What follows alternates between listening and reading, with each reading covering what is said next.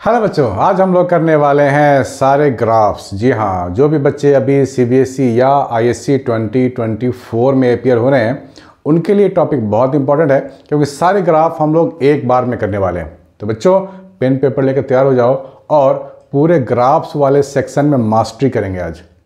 तो बच्चों स्टार्ट हो जाते हैं और देखते हैं कैसे कैसे क्वेश्चंस आते हैं ग्राफ के, और ये ग्राफ है कितना इंपॉर्टेंट। ठीक है ना, चलो लिखते हैं, स्टार्ट करते हैं। तो यहाँ पर देखा जाए, हर एक चैप्टर में कुछ ना कुछ ग्राफ जरूर इन्वॉल्व है। इलेक्ट्रोस्टैटिक्स से लेकर के पूरा आपका जो सेमीकंडक्टर है, हर एक चैप्टर में आपको कुछ ना कुछ ग्राफ मिलेंगे। और ग्राफ एक ऐसा सेक्शन है, एक ऐसा पोर्शन है जो सबसे ज़्यादा नेग्लेक्टेड माना जाता है। बच्चे लोग इसको हमेशा नेग्लेक्ट मार के चलते हैं कि चलो ग्राफ क्या करना, राइट, और यहाँ वो मार खा जाते हैं। तो देखते हैं कैसे कैसे क्वेश्चन हैं ग्राफ में, और ये ग्राफ है कितना इंपॉर्टेंट। सबसे पहला चैप्टर है इलेक्ट्रोस्टैटिक्स। इसमें हमारे पास एक डेरिवेशन भी था गॉस थ्योरम वाले चैप्टर में, कि हमारे पास एक लीनियरली चार्ज्ड वायर है और इलेक्ट्रिक फील्ड और डिस्टेंस को लेकर के आपको ग्राफ बनानी है। तो इसका फॉर्मूला तो आपको याद होगा। देखो, मैथ्स वाले बच्चों को प्रॉब्लम नहीं होती है ग्राफ बनाने में। मैथ्स वाले बच्चों को प्रॉब्लम नहीं होती है ग्राफ बनाने में। कभी कभी वो फंसते हैं, लेकिन बहुत ही कम। फॉर्मूला अगर आपको याद है तो किसी का भी ग्राफ ड्रॉ किया जा सकता है, लैम्डा अपॉन 2πε0 r। यानी कि E और E वर्सेस R की अगर बात की जाए तो यहाँ जो इलेक्ट्रिक फील्ड है वो डिस्टेंस के इन्वर्सली प्रोपोर्शनल है।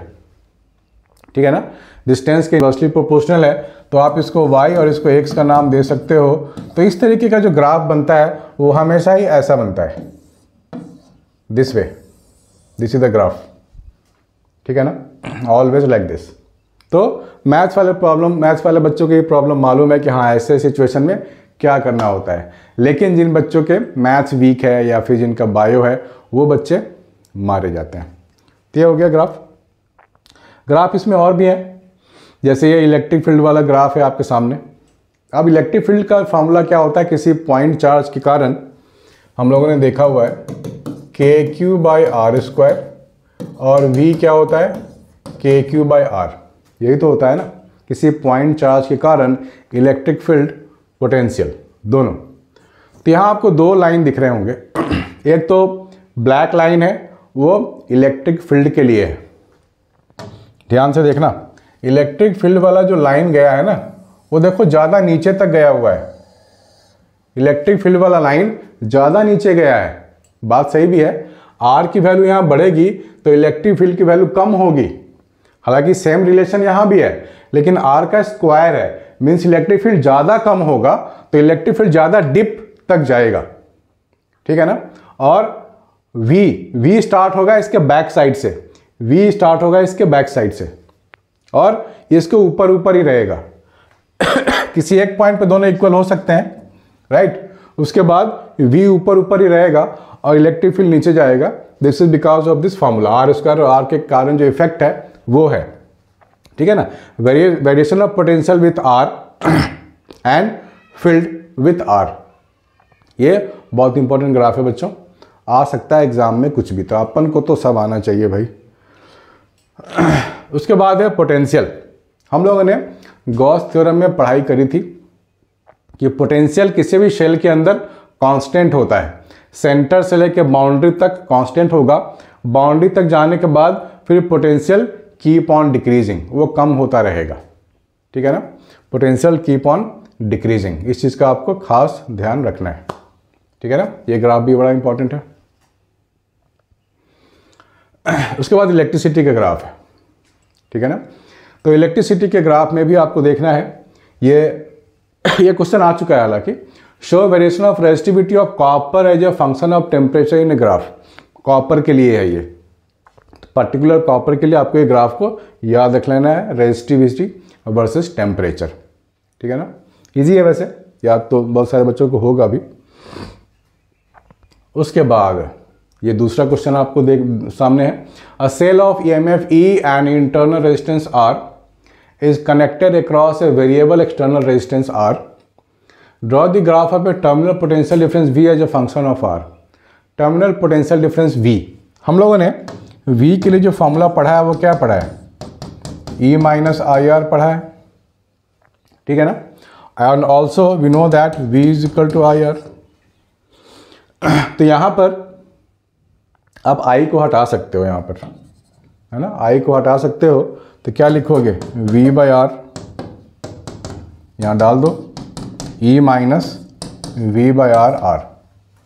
तो यहाँ पर V इधर भी है, V इधर भी है, तो V आप कॉमन ले लो, 1 plus R by R is equal to E हो जाएगा। तो यहाँ V आपको मिल जाएगा E upon 1 plus R by R. ये फार्मूला है। इस फार्मूला को अब आप समझो थोड़ा सा। हम लोगों ने ड्राइव तो कर लिया V और R का रिलेशन। अगर यहाँ पर मान लो इंटरनल रेजिस्टेंस 0 है, स्मॉल r अगर 0 हो जाए तो V is equal to E हो जाएगा। V इज इक्वल टू यहाँ पर V is equal to E। और अगर यहाँ पर अगर R की वैल्यू अगर बढ़ती है कुछ, ठीक है ना, और या फिर R की वैल्यू आप 0 लेके काम कर लो, तो ग्राफ आपको समझ में आ जाएगा। मान लेते हैं कि एक्सटर्नल रेजिस्टेंस 0 है, ठीक है। तो एक्सटर्नल रेजिस्टेंस 0 होने का मतलब R upon 0, something upon 0 infinite हो गया ना, इनफाइनाइट। तो डिनोमिनेटर हो गया इनफाइनाइट, समथिंग अपॉन इनफाइनाइट 0, यानी कि जब R 0 तो आपका V भी 0, ठीक है ना। यानी कि ओरिजिन से स्टार्ट होगा ये ग्राफ। अब जैसे जैसे R की वैल्यू बढ़ेगी, जैसे जैसे R की वैल्यू बढ़ेगी, यानी कि ये पूरा R बाई R की वैल्यू कम हो जाएगी, ठीक है ना। मैंने क्या बोला, R की वैल्यू अगर बढ़ेगी तो R बाई R की वैल्यू कम हो जाएगी, यानी डिनोमिनेटर की वैल्यू कम हो जाएगी। तो क्या होगा, डिनोमिनेटर पूरा अगर डिक्रीज होगा तो ये तो बढ़ेगा, क्योंकि इनका तो इन्वर्स रिलेशन है ना, राइट। तो V क्या है, न्यूमरेटर और डिनोमिनेटर में अगर हम बात करें तो डिनोमिनेटर कम हो रहा है तो V की वैल्यू तो बढ़ेगी, तो ये बढ़ता चला गया। तो आपको ध्यान में देखना ये है, R की वैल्यू बढ़ेगी तो V भी बढ़ेगी, हाँ माइंड इट, देखो बढ़ता चला गया। लेकिन किसी लिमिट पे जा कर के, ये इसका एक कुछ लिमिट भी है कि R की वैल्यू उसके बाद कितना भी बढ़ा लो, वो V की वैल्यू E से ज़्यादा तो हो नहीं सकती ना। V क्या है, V है E minus I are. V क्या है, E में से माइनस करेंगे आई आर तो ही V है ना। तो V की वैल्यू E से ज़्यादा हो नहीं सकती, आप कितना भी R की वैल्यू बढ़ा लो। तो इस ग्राफ को समझने का ही तरीका है। याद भी कर सकते हो, समझ के याद करोगे तो ज़्यादा अच्छी बात है।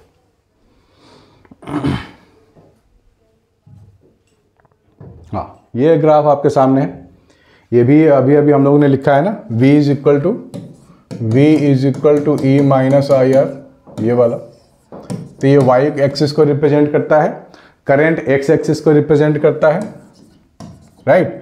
तो ये C हो जाएगा ना, Y is equal to mx plus C। This is EMF। और यहाँ जो स्लोप आपको मिलेगा, उसको आप पॉजिटिव R रखना, वो आपको इंटरनल रेजिस्टेंस देगा।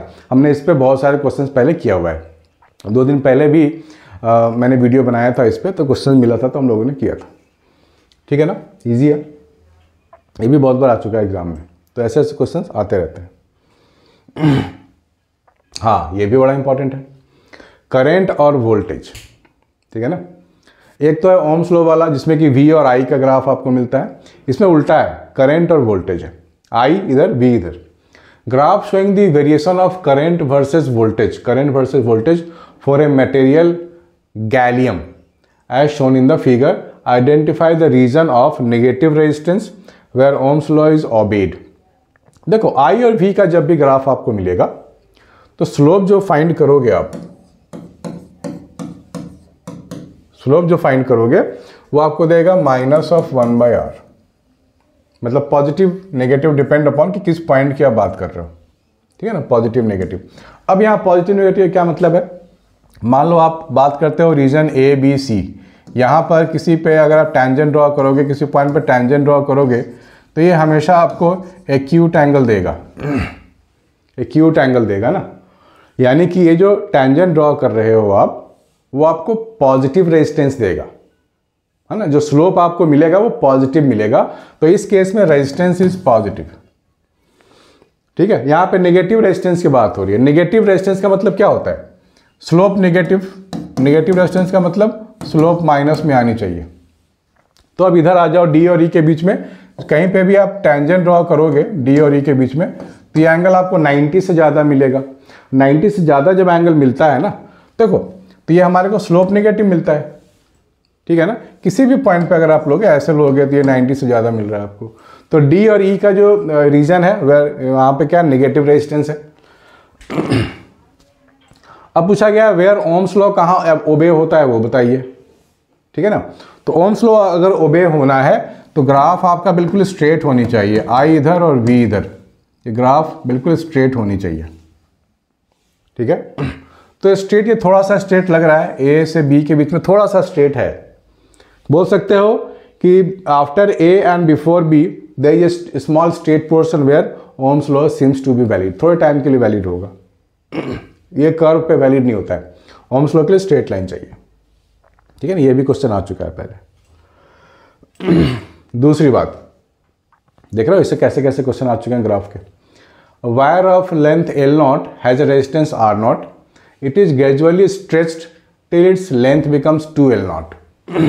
खींच दिया गया, पहले L0 था, बाद में 2L0 हो गया। Plot a graph showing variation of its resistance R with its length L during a stretching. देखो, हमें पता ही है कि रेजिस्टेंस क्या होता है, डायरेक्टली रिलेटेड टू लेंथ होता है। ठीक है ना, तो आप देख पा रहे हो कि अगर लेंथ 0 है, उसके बाद देखो लीनियरली वैरी कर रहा है, ये थोड़ा सा यहाँ पर आपको कर्व मिलेगा, उसके बाद ये लीनियर मिलेगा, ऐसा सीधा। ठीक है, बाकी कैलकुलेशन का पार्ट है तो वो तो आप कर ही लोगे, मुझे मालूम है। ठीक है, तो ये ग्राफ आपको नोट करते जाना है। ये मैग्नेटिक फील्ड का ग्राफ है। मैग्नेटिक फील्ड में भी हमें ग्राफ मिलता है ना। Variation of B along the axis of a circular current loop. हमारे पास सर्कुलर करंट लूप है ना, ऐसा, और इसके एक्सिस पे था हम लोगों के पास, यहाँ मैग्नेटिक फील्ड फाइंड करना होता था पॉइंट पी पे। ठीक है ना, तो दोनों साइड फाइंड किया जा सकता है, इस साइड भी और इस साइड भी, लेकिन जो मैक्सिमम मैग्नेटिक फील्ड होता है वो इसके सेंटर पे होता है, maximum magnetic field at the centre.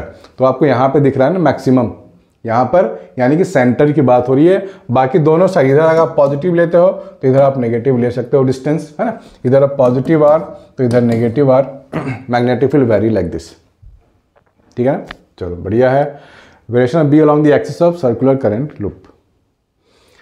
इसके बाद है हमारे पास कोई मैग्नेटिक फील्ड हमको फाइंड करनी है due to any long wire, infinite wire है हमारे पास। कैसा वायर है? इनफाइनाइट वायर है।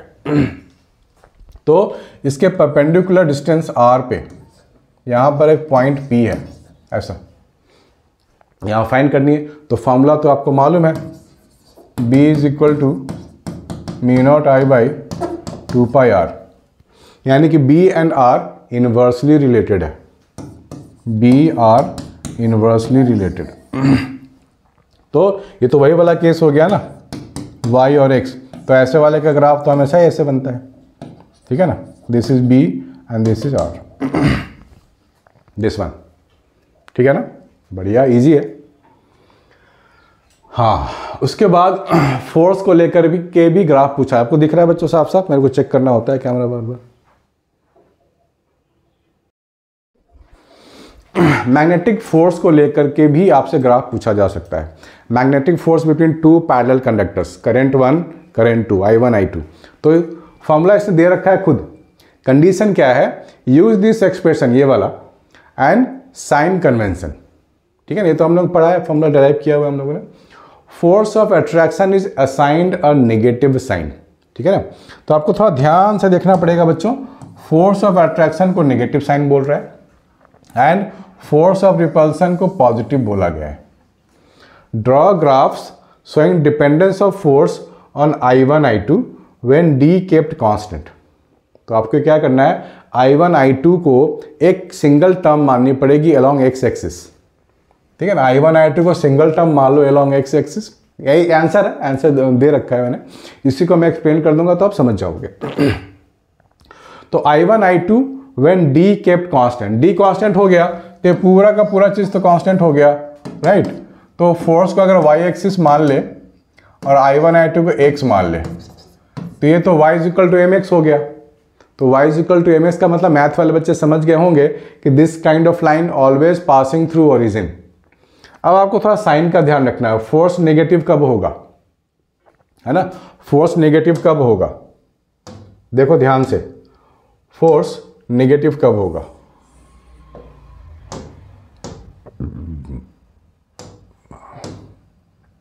कहाँ चला गया, इंसर्ट सिंबल। फोर्स नेगेटिव कब होगा,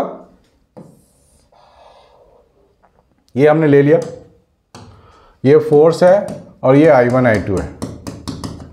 फोर्स नेगेटिव का मतलब ये वाला एरिया, ये नेगेटिव फोर्स है। ये नेगेटिव कब होगा, जब करंट बिल्कुल सेम डायरेक्शन में हो। करंट सेम डायरेक्शन में तो अट्रैक्टिव फोर्स होता है, ये तो हम लोगों ने पढ़ा है। किसी दो वायर में करंट अगर सेम डायरेक्शन में जा रहे हो तो क्या होगा, फोर्स विल बी अट्रैक्टिव, और अट्रैक्टिव फोर्स को नेगेटिव बोलना है। तो दोनों I1 I2 की डायरेक्शन सेम है, यानी कि दोनों पॉजिटिव ही लेना पड़ेगा आपको। दोनों की डायरेक्शन सेम, तो फोर्स विल बी नेगेटिव, यानी कि ये जो फोर्स आएगा कुछ ऐसा आएगा, ठीक है ना, ओके। और यहां पे बोला गया force of repulsion is positive, force positive ऊपर साइड है, तो ऊपर वाला फोर्स, ऊपर लाइन आपको ऐसे ड्रॉ करनी पड़ेगी। इस केस में force is positive, force is positive, force is positive. I1 I2 बोला कि नेगेटिव कैसे हो सकता है, हम तो डायरेक्शन की बात कर रहे हैं ना। फोर्स रिपल्सिव कब होता है, जब करंट की डायरेक्शन बिल्कुल अपोजिट हो। ये अगर पॉजिटिव करंट हो, इधर गया हो ये पॉजिटिव, इधर गया हो ये नेगेटिव, तो दोनों का जो प्रोडक्ट आएगा वो नेगेटिव आएगा, ये वाला आएगा, ठीक है ना। इसलिए first graph is like this. ध्यान से नोट कर लो बच्चों, बहुत सारे बच्चों को ग्राफ में दिक्कत हो रही है, क्वेश्चन बिल्कुल आते हैं ग्राफ पे, आपके सामने ही है। When the product I1 I2 is maintained at a constant positive value, अब बोला गया है I1 I2 पॉजिटिव होंगे, ठीक है ना, ठीक है ना, कांस्टेंट पॉजिटिव वैल्यू, यानी कि अब यहां पे I1 I2 कांस्टेंट है, यानी कि D वैरी करेगा। अब तो A फॉर D के लिए ग्राफ ड्रॉ करेंगे, A फॉर D के लिए ग्राफ ड्रॉ करेंगे तो सम कांस्टेंट अपॉन D, ये तो y is equal to constant upon x की बात हो गई। ऐसा ग्राफ तो हमारे को मालूम है ऐसा है, लेकिन यहां पे बोला गया है positive, right, slope is positive. तो पॉजिटिव स्लोप, देखो यहां तो स्लोप नेगेटिव मिल जाएगा, तो ये ग्राफ डिस्कार्ड हो गया, ठीक है ना। ये फोर्स है और ये डिस्टेंस है ना। तो यहां पर हमारे को क्या ध्यान रखना है कि force can be I1 maintain constant positive value. Constant positive तभी पॉसिबल है जब दोनों I1 I2 नेगेटिव हो या फिर दोनों I1 I2 पॉजिटिव हो। दोनों I1 I2 अगर नेगेटिव हो तो फोर्स विल बी रिपल्सिव, ठीक है ना, फोर्स विल बी रिपल्सिव। दोनों नेगेटिव, दोनों एक ही डायरेक्शन में हो तो फोर्स विल बी अट्रैक्टिव, या दोनों ही नेगेटिव हो। देखो ऐसे वाला डायरेक्शन है एक तरफ, तो हो सकता है दोनों पॉजिटिव लेनी पड़ेगी, मुझे तो लेनी ही पड़ेगी ना, और कोई चॉइस तो है नहीं। लेकिन दोनों अगर ऐसा हो तो दोनों नेगेटिव लेनी पड़ेगी, तो दोनों ही केस में फोर्स विल बी अट्रैक्टिव। तो आपको जो डिस्टेंस और एफ का जो बनेगा वो ऐसा बनेगा, फोर्स तो आपको नेगेटिव ही लेनी पड़ेगी, और आपके पास ग्राफ भी है ना। ऐसे ड्रॉ नहीं कर सकते, ऐसा नहीं कर सकते, इस केस में फोर्स पॉजिटिव हो जाएगा। पॉजिटिव का मतलब फिर different direction of current, I1 I2 की डायरेक्शन अलग होगी, यानी कि I1 I2 फिर आपको पॉजिटिव वैल्यू नहीं दे पाएगा। पॉजिटिव नेगेटिव को मल्टीप्लाई करेंगे तो पॉजिटिव नहीं आएगा ना। Third, when the product I1 I2 is maintained eight a constant negative value. अभी I1 I2 हमेशा ही नेगेटिव होगा, इसका मतलब एक पॉजिटिव एक नेगेटिव होगा, I1 पॉजिटिव I2 नेगेटिव, यानी कि डायरेक्शन यहाँ अपोजिट होगी करंट की, इधर पॉजिटिव इधर नेगेटिव। डायरेक्शन अपोजिट का मतलब रिपल्सिव फोर्स, और रिपल्सिव फोर्स का मतलब पॉजिटिव। रिपल्सिव फोर्स का मतलब पॉजिटिव फोर्स, ठीक है ना, रिपल्सिव का मतलब पॉजिटिव। तो ये ग्राफ आपके सामने है, बोला गया ना I1 I2 is maintain constant negative value, यानी कि स्लोप आएगा वो नेगेटिव आएगा हमेशा, ठीक है, स्लोप हमेशा नेगेटिव। क्यों नेगेटिव? क्योंकि y इज इक्वल टू हमारे पास है, y इज इक्वल हमारे पास है minus of k by X. इस लाइन का स्लोप हमेशा नेगेटिव और फोर्स विल बी पॉजिटिव। ठीक है ना, best way to represent the graph. चलो अच्छी बात है। ये EMI आ गया, इलेक्ट्रोमैग्नेटिक इंडक्शन। ठीक है ना, इलेक्ट्रोमैग्नेटिक इंडक्शन में भी ग्राफ इंपॉर्टेंट है बच्चों, ये सबसे ज़्यादा इंपॉर्टेंट ग्राफ होता है, इस पर भी क्वेश्चन आ चुका है बहुत बार। A rectangular loop which was initially inside the region of uniform and time dependent magnetic field is pulled out with constant velocity v as shown in the figure। ये आपको गिवन है। Sk is the variation of magnetic flux, the induced current and the power dissipated as joule heat as function of time। ठीक है, यहाँ पे rectangular loop है, ये बाहर जा रहा है। देखो बच्चे यहाँ थोड़ा ध्यान देना आप कि जब तक ये अंदर है, जब तक ये लूप पूरा का पूरा फील्ड के अंदर है तो कोई फैक्टर यहाँ चेंज नहीं हो रहा है। फैक्टर चेंज नहीं हो रहा है मतलब मैं फ्लक्स की बात कर रहा हूँ, BA cos थीटा होता है फ्लक्स। या मैग्नेटिक फील्ड चेंज हो रहा है? नहीं। Area in the magnetic field change हो रहा है? नहीं। जब तक ये अंदर है, ये वाला रेक्टेंगुलर लूप यानी कि ये रेक्टेंगुलर एरिया जब तक फील्ड के अंदर है, राइट, ध्यान देना मेरी बात पे, जब तक फील्ड पे अंदर है तो ना ही बी चेंज हो रहा है, ना ही एरिया चेंज हो रहा है, ना ही एंगल चेंज हो रहा है। एरिया, अब बोलोगे यहाँ एंगल कौन सा देखेंगे सर हम लोग, तो एंगल कौन सा देखते हैं हम लोग, हमेशा एरिया और मैग्नेटिक फील्ड के बीच का एंगल देखते हैं। इसका एरिया वेक्टर लूप का जो आएगा वो बाहर की तरफ आएगा, ऑलवेज आउटवर्ड नॉर्मल लेते हैं एरिया वेक्टर। कैसा लेते हैं एरिया वेक्टर हम लोग? Outward normal. ठीक है ना। मैग्नेटिक फील्ड क्रॉस क्रॉस मतलब मैग्नेटिक फील्ड अंदर की ओर है। ठीक है ना, तो एंगल कितना हुआ? 180। अब ये थोड़ा पहले इधर होगा फिर ऐसे ऐसे जाता रहेगा तो फील्ड के अंदर ही तो है। तो जब तक ये लूप फील्ड के अंदर है तब तक नथिंग इज चेंजिंग, कुछ नहीं चेंज हो रहा है, यानी कि फ्लक्स विल बी कांस्टेंट। ठीक है ना, फ्लक्स विल बी कांस्टेंट। जैसे ही ये बाहर निकलने के लिए होगा, ठीक है ना, जैसे ही ये बाहर निकलने के लिए होगा तो इसका जो पोर्शन है बाहर की ओर चलता रहेगा चलता रहेगा। तो इनसाइड वाला जो एरिया है, इनसाइड द मैग्नेटिक फील्ड वाला एरिया है, वो छोटा होता जाएगा, कम होता जाएगा, है ना। मैग्नेटिक फील्ड के अंदर वाला एरिया कम होता जाएगा तो फ्लक्स तो चेंज करेगा, तो rate of change of flux will decrease, कम होता जाएगा, कम होता जाएगा फ्लक्स। तो यहां पर बोला गया है एस्केज the variation of magnetic flux, the induced current and the power dissipated. ठीक है, तो फ्लक्स की वैल्यू को आपको डिक्रीज करते जाना है। पहले आप क्या करोगे, पहले आप ग्राफ ड्रॉ करोगे, ठीक है ना, पहले आप ग्राफ ड्रॉ करोगे। इस ग्राफ में क्या दिखाओगे? फ्लक्स और टाइम। कुछ टाइम तक फ्लक्स कांस्टेंट है,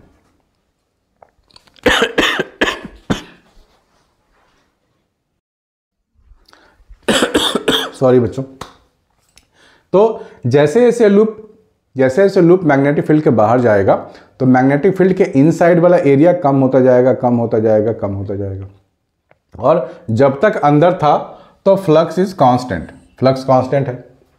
जैसे जैसे बाहर जाएगा फ्लक्स चेंज होगा, as time passes flux change होगा और पूरा चला जाएगा तो फ्लक्स फिर से जीरो हो जाएगा, राइट। तो आपको ना ऐसे देना पड़ेगा, ऐसे एक लाइन ऐसे दे दो। तो after some time T flux is again zero, क्योंकि पूरा ही लूप बाहर चला गया, मैग्नेटिक फील्ड खुद जीरो हो गया ना, बाहर चला गया तो मैग्नेटिक फील्ड के बाहर ही चला गया। दूसरी बात है induce current, power dissipated as joule heat, function of time. Variation of magnetic flux, induce current. अब जैसे जैसे फ्लक्स होगा, भाई ईएमएफ भी तो होगा ना, फ्लक्स चेंज करेगा तो ईएमएफ होगा, और ईएमएफ होगा तो करंट भी होगा, ठीक है ना। तो हम लोग अगर करंट की बात करें, ध्यान से देखना है, करंट की वैल्यू तो बढ़ती चली जाएगी। Flux, rate of change of flux को नेगेटिव माइनस d∅dt लेते हैं तो ईएमएफ मिलता है, फिर करंट मिलता है। तो अगर आप बात करोगे ईएमएफ के लिए और टाइम के लिए या फिर करंट के लिए, तो ये वैल्यू आपकी बढ़ेगी। देखो कुछ टाइम तक तो कुछ नहीं मिलने वाला, क्योंकि जब तक अंदर रहेगा तब तक flux will be constant, nothing will change, flux आपको कांस्टेंट ही मिलेगा। लेकिन सर्टेन टाइम पे जैसे ही वो बाहर निकलना शुरू हुआ, flux will keep on changing, right, change होगा, ईएमएफ बढ़ना शुरू हो जाएगा। जैसे ही पूरा बाहर चला गया तो फ्लक्स ईएमएफ वो कांस्टेंटली रह जाएगा। ठीक है ना, चलो बढ़िया है। फिर बोला गया है कि पावर डिसिपेटेड। अब ईएमएफ अगर होगा, राइट, अगर ईएमएफ होगा, ये है पावर और ये है टाइम।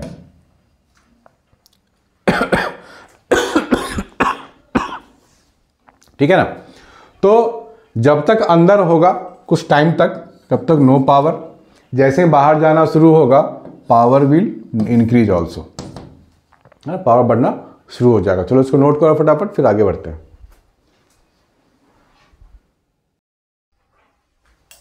तो बच्चों आगे बढ़ते हैं, और आगे बढ़ने से हमारे को एक और ग्राफ मिल गया है, EMF induced rate of change of current पूछा गया है। ठीक है, ध्यान से देखना है आपको।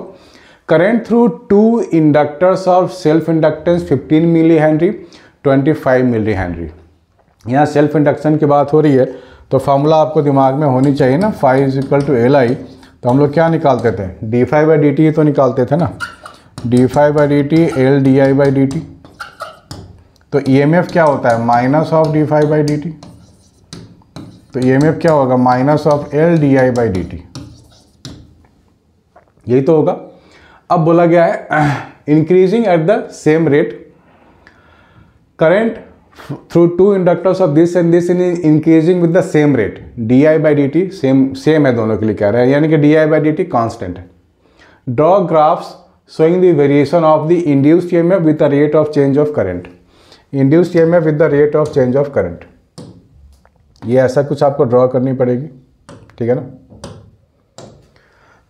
तो यहाँ पे बोला गया है कि draw a graph showing the variation of EMF, तो y एक्सिस में आपको EMF लेना पड़ेगा with the rate of change of current, और यहाँ आपको लेना पड़ेगा DI बाई dt, ठीक है ना।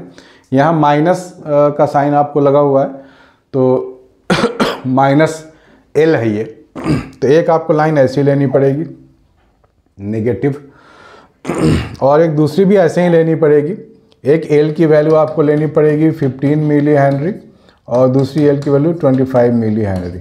जिसकी वैल्यू बड़ी होगी वो थोड़ा पीछे चला जाएगा, क्योंकि स्लोप यहाँ नेगेटिव है। स्लोप पॉजिटिव होता है तो मैं सीधा ड्रॉ करता है ऐसे, है ना, लेकिन ऐसे आ गया स्लोप यहाँ पर नेगेटिव। इसको नोट कर लो बच्चों जल्दी से, ठीक है ना। दूसरा पार्ट इसमें बोला गया है energy stored in each inductor with the current flowing through it. Energy और करंट का रिलेशन आपको याद है, फॉर्मूला तो देखो बच्चे पता होना चाहिए, तभी आप कुछ लिख पाओगे या ग्राफ के बारे में सोच पाओगे। तो हमारे पास फॉर्मूला था एनर्जी वाला, U is equal to half L I square, है ना, half L I square. Energy और I का ये रिलेशन है, तो ये तो पैराबोला टाइप हो गया ना।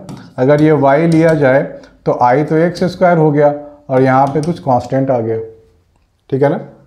तो यहाँ पर जो आपको मिलेगा एक्स स्क्वायर वाई का पैराबोला तो ऊपर की ओर खुलता है ना, ये U है और ये I है, तो एक ऐसे चला जाएगा, दूसरा ऐसे चला जाएगा, राइट। I यहाँ पर आप नेगेटिव भी रखोगे तो फिर भी आपको U पॉजिटिव ही मिलेगा, तो आपको ऐसे ही लिखना पड़ेगा, इस तरफ आपको ड्रॉ करनी पड़ेगी, ठीक है। तो जितनी ज़्यादा L की वैल्यू होगी, बात समझ में आ रही है। तो दो ग्राफ है क्योंकि दो L की वैल्यूज है आपके पास, 15 millihenry and 25 millihenry, इसलिए दो ग्राफ। तीन होता तो तीन ड्रॉ कर लेते हैं। चलो आगे बढ़ते हैं। ये आपको अल्टरनेटिंग करंट में ये भी हम लोगों ने पढ़ा है ना। Circuit is connected to an AC source of variable frequency, as the frequency of the source is increased, frequency बढ़ा दिया गया, the current first increases and then decreases, which are the following combinations of elements likely to comprise the circuit. तो LCR circuit है यहाँ पर, तभी ऐसा possible है। तो ये ग्राफ आपको याद करनी पड़ेगी, करंट और फ्रीक्वेंसी, करंट बढ़ती गई मैक्सिमम तक जाएगा, उसके बाद फिर ये कम होना शुरू हो जाएगा, है। ये ग्राफ भी हम लोगों ने बहुत बार किया हुआ है क्लास में। ये ग्राफिकल क्वेश्चन बहुत सारे स्कूल में आ चुके हैं, प्री बोर्ड में भी और उसके पहले भी। बहुत सारे कन्फ्यूजन होते हैं बच्चों को, लेकिन ये बड़ा आसान है, ध्यान से देख लो। device X is connected to an AC source V is equal to V naught sin omega t. The variation of voltage, current and power in one cycle is the given in the following graph. Identify the device X. यहाँ आप देखोगे graph A origin से start हो रहा है, graph B भी origin से start हो रहा है, लेकिन इसका थोड़ा फेज अलग है। ठीक है, आपको बोला गया है the variation of voltage, current and power, voltage, current and power. देखो सी कहाँ से स्टार्ट हो रहा है, सी ऊपर से स्टार्ट हो रहा है, बाकी ए और बी ओरिजिन से स्टार्ट हो रहे हैं। वोल्टेज क्या है, V equal to V naught sine omega t, तो T जीरो V भी जीरो, साइन ग्राफ को फॉलो कर रहा है। तो साइन ग्राफ को यहाँ कौन फॉलो कर रहा है, ए फॉलो कर रहा है। So a is the graph for voltage. अब यहाँ बी देख लो क्या है, बी है पावर या फिर करंट। तो पावर भी जो फॉर्मूला हम लिखते हैं V is equal to V R M S I R M S cos phi लिखते हैं। ठीक है ना। और यहाँ जो करंट है, करंट हम लोग क्या लिखते हैं, या जो इंडक्टर होगा उसके लिए करंट तो लैग करता है, और जो रेजिस्टेंस होता है उसके लिए करंट और वोल्टेज सेम स्टार्टिंग पॉइंट होता है, राइट, सेम फेज में होते हैं। लेकिन कैपेसिटर में क्या होता है, करंट आगे चला जाता है बाय फेज एंगल 90 डिग्री। तो यहाँ देखो आगे चला गया, सी वाला पोर्शन 90 डिग्री आगे चला गया, देखो आगे से स्टार्ट हो रहा है। ये तो कैपेसिटर में होता है, तो लोग देख के ही बोल देंगे एक्स इज कैपेसिटर। एक्स क्या है, कैपेसिटर है। एक्स क्या है, कैपेसिटर है। ठीक है ना। तो हो गया, ग्राफ का काम खत्म। दूसरा बढ़ते हैं आगे। Plot graph to show variation angle of deviation. देखो अब हम ऑप्टिक्स की बातें करेंगे, तो ऑप्टिक्स में हम लोगों ने ग्राफ ड्रॉ तो करनी पड़ेगी। ठीक है ना। ऑप्टिक्स में हम लोगों ने ग्राफ देखा था ना, कि जब हम लोग बात करते हैं ग्राफ की तो यहां पर पूछा गया है plot a graph to show the variation of deviation as a function of angle of incidence. ये इंसिडेंस एंगल है, light passing through a prism. तो हम लोगों ने ग्राफ देखा था ना, कुछ ऐसा था ये ग्राफ।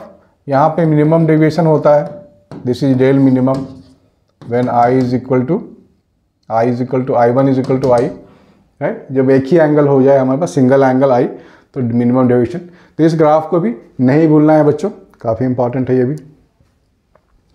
ये भी ग्राफ है जो डिफ्रैक्शन में हम लोगों ने देखा था। डिफ्रैक्शन पैटर्न में जो ग्राफ बनता है, सेंट्रल मैक्सिमा पे मैक्सिमम बनता है, इंटेंसिटी मैक्सिमम, बाकी intensity keep on decreasing on either side of this. ये हम लोगों ने डिफ्रैक्शन में वेव ऑप्टिक्स में देखा था। ठीक है ना। तो इसको नोट कर लेना है, आपको पॉइंट्स को नोट करना जरूरी है, पाई, 2 पाई, 3 पाई, राइट, लाइक दिस। लेकिन जब यंग्स डबल स्लिट की बात करेंगे तो वहाँ पे इंटेंसिटी पैटर्न बिल्कुल सेम बनेगा, बिल्कुल जो पीक्स हैं सबके सेम रहेंगे। आपको डिफाइन करना पड़ेगा कि 1 लैम्डा पे देख लो बिल्कुल पीक मिल रहा है, 2 लैम्डा पे भी पीक मिल रहा है, 3 लैम्डा पे पीक मिल रहा है। तो n लैम्डा पे जो हम लोगों ने पढ़ाई करी थी, n लैम्डा पे आपको पीक वैल्यू ऑफ इंटेंसिटी मिलता है। लेकिन आप यहाँ ध्यान से देखो 0 और 1 के बीच में, 1 और 2 के बीच में, राइट, 1 और 2 के बीच में डार्कनेस है, 2 और 3 के बीच में बिल्कुल मिड में देखो डार्कनेस है। यानी कि जहाँ ऑड वैल्यूज आ रही हैं वहाँ पे प्रॉब्लम है, मतलब फ्रैक्शनल वैल्यू ना, 1.5, 2.5 फ्रैक्शनल वैल्यूज में प्रॉब्लम है, वहाँ पर डार्कनेस है, मिनिमा है। फिर डुअल नेचर एटम न्यूक्लिया जब पढ़ते हैं तो डुअल नेचर में ये ग्राफ आपको दिया गया, photo current collector plate, right. तो यहाँ पर फोटो करंट और कलेक्टर प्लेट पोटेंशियल की बात हो रही है। तो पोटेंशियल को करंट से कोई मतलब नहीं होता है, पोटेंशियल तो फ्रीक्वेंसी ऑफ लाइट पे डिपेंड करता है। तो ये पोटेंशियल देखो सेम है, करंट की वैल्यू बढ़ती जा रही है लेकिन पोटेंशियल इज सेम। तो ये ग्राफ भी आपको ड्रॉ करनी पड़ेगी, ये क्वेश्चन आ चुका है 2018 में। ठीक है ना। इंटेंसिटी इंक्रीजेस लेकिन stopping potential remain same. Momentum और लैम्डा का भी ग्राफ आपको मालूम होनी चाहिए, है ना। मोमेंटम और ग्राफ का लैम्डा बिल्कुल y is equal to 1/x वाला ग्राफ है। तो ये ग्राफ तो बड़ा कॉमन सा है, ये भी हम लोगों ने किया हुआ है। लैम्डा और काइनेटिक एनर्जी हम लोगों ने किया था, डिराइव किया था formula, lambda inversely related to under root of kinetic energy, ये वाला है ना। तो ये ग्राफ भी इंपॉर्टेंट है बच्चों, कोई ग्राफ छोड़ना नहीं है आपको। ये वाला आप देख लो, वी क्यू को ही तो काइनेटिक एनर्जी लिखते हैं ना।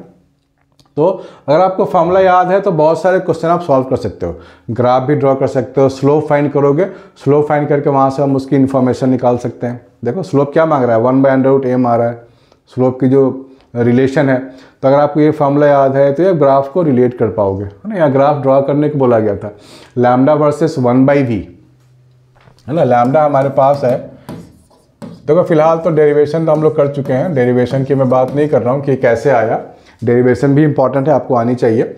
लेकिन लैम्डा वर्सेस 1/v का मतलब हो गया ये वाला रिलेशन। 1/v को आपको x मानना पड़ेगा, इसको y मानना पड़ेगा। So y directly related to x, यानी कि लाइन पासिंग थ्रू ओरिजिन हो रहा है, ठीक है ना। तो स्लोप तो निकाल लेंगे, स्लोप आ जाएगा 1/√2m, h/√2m, ये आपको स्लोप मिल जाएगा। तो किसी भी फॉर्मूले, किसी भी ग्राफ को करने के लिए फॉर्मूले आने बहुत ज़रूरी होते हैं। यह है बाइंडिंग एनर्जी कर्व। मैंने बार बार बोलता हूँ बच्चों को कि बाइंडिंग एनर्जी कर्व में एलिमेंट्स आप याद कर लो कुछ, कि नीचे कौन से एलिमेंट्स है और पीक्स पे कौन से एलिमेंट है, ये आप याद करके ना खुद से भी ड्रॉ कर सकते हो। कभी कभी ड्रॉ करने को दिया जाएगा, mass number, binding energy per nucleon, इसका यूनिट है मिलियन इलेक्ट्रॉन वोल्ट, ये भी आपको ध्यान में रखना पड़ेगा बच्चों। इसके बाद आता है हमारे पास सेमीकंडक्टर। तो सेमीकंडक्टर में हम लोगों ने फॉरवर्ड बायस, रिवर्स बायस तो पढ़ा है। रिवर्स बायस का वोल्टेज सबसे ज़्यादा होता है और फॉरवर्ड बायस का वोल्टेज सबसे कम होता है। तो ये वोल्टेज पूछ रहा है, तो 1 वाले ग्राफ में देखो सबसे ज़्यादा वोल्टेज है, रिवर्स बायस होगा। 3 वाला क्या है, सबसे कम वोल्टेज है, फॉरवर्ड बायस होगा। तो ये ऑप्शन बी की बात हो रही है ना, बढ़िया। सिमिलरली ग्राफ देके पूछा जा सकता है कौन सा ये डिवाइस है, तो ये ऐसा जो ग्राफ आपको मिलता है ये डिवाइस कौन सा है, ये पूछा जा सकता है। तो आप जवाब देना सोलर सेल। ये सोलर सेल जो है उसी का ये IV कैरेक्टरिस्टिक्स है ना। मज़ेदार, ऐसे ऐसे क्वेश्चन आपको दिए जा सकते हैं। तो ग्राफ दे के आपसे डिवाइस पूछ रहा है, IV कैरेक्टरिस्टिक दिया हुआ है, डिवाइस पूछ रहा है, तो ये सोलर सेल का है। इसको याद कर लो, अच्छे से कॉपी कर लो, हालांकि आपके बुक में भी है, हमने पहले भी किया हुआ है। ये किसका है, ये फोटो डायोड का ग्राफ है, फोटो डायोड, ठीक है ना। फोटो डायोड का एक ग्राफ है, बड़ा इंपॉर्टेंट। यहाँ मिली एम्पियर होगा, वोल्ट होगा, रिवर्स बायस। फोटो डायोड जो है वो रिवर्स बायस में ही काम करता है बच्चों, ठीक है ना। ये सब इंपॉर्टेंट इन्फॉर्मेशन आपके पास होनी चाहिए। फिर आप ये ग्राफ देख रहे हो, ये ग्राफ है LED का, LED, ठीक है बच्चों, LED का ये ग्राफ है, ठीक है। ये सिलिकॉन है। तो ये ग्राफ आपको याद होनी चाहिए कि माइक्रो एम्पियर पॉजिटिव, फिर नेगेटिव यानी कि रिवर्स बायस कंडीशन में करंट ये देगा -10 वोल्ट, यहाँ पॉजिटिव 0.8 वोल्ट। तो ग्राफिकली भी आपसे पूछा जा सकता है ग्राफ देकर कि किस डिवाइस का ये ग्राफ है। तो बच्चों आज का सेक्शन, आज का वीडियो यहीं ख़त्म होता है। पहले मैंने इलेक्ट्रिसिटी का बनाया था, फिर मैग्नेटिज्म का बनाया था, आज मैंने ग्राफ का बनाया है। जो मुझे इंपॉर्टेंट लगता है मैं डेली अपलोड कर रहा हूँ आपके लिए। इसको ज़रूर नोट बनाइए, ज़रूर पढ़िए और try to score more than 95%। मिलते हैं बच्चों नेक्स्ट वीडियो में। Bye and take care.